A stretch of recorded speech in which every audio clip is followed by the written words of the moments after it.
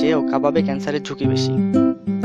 রান্না এখন গৃহিণীর রান্নাঘরের চৌহদ্দি পেরিয়ে শিল্পের পর্যায়ে পৌঁছে গেছে।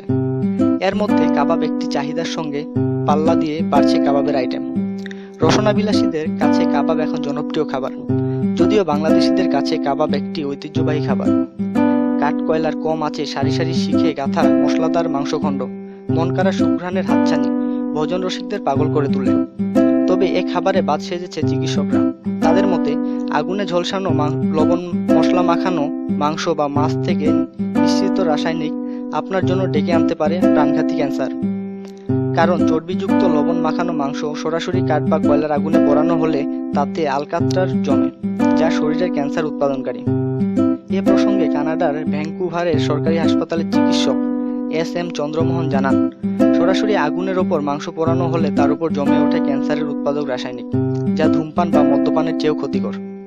ওই হাসপাতালের 101 রোগীর ওপর একটি গবেষণা করা হয়। গবেষণায় ওই রোগীর খাদ্যাভ্যাস, জীবনযাপনের সব বিষয় নিয়ে প্রশ্ন করা হয়। এতে দেখা গেছে যারা নিয়মিত কাবাব জাতীয় খাবার খান তাদের ক্যান্সার হওয়ার প্রবণ 9 গুণ। এছাড়া যারা ধূমপানে অভ্যাস রয়েছে তাদের 8 গুণ। অন্যদিকে মদ্যপানের অভ্যাসে ক্যান্সারের সম্ভাবনা 4 গুণ। তাই বাঁচতে হলে এসব কাবাব জাতীয় খাবার থেকে দূরে থাকার অভ্যাস করুন।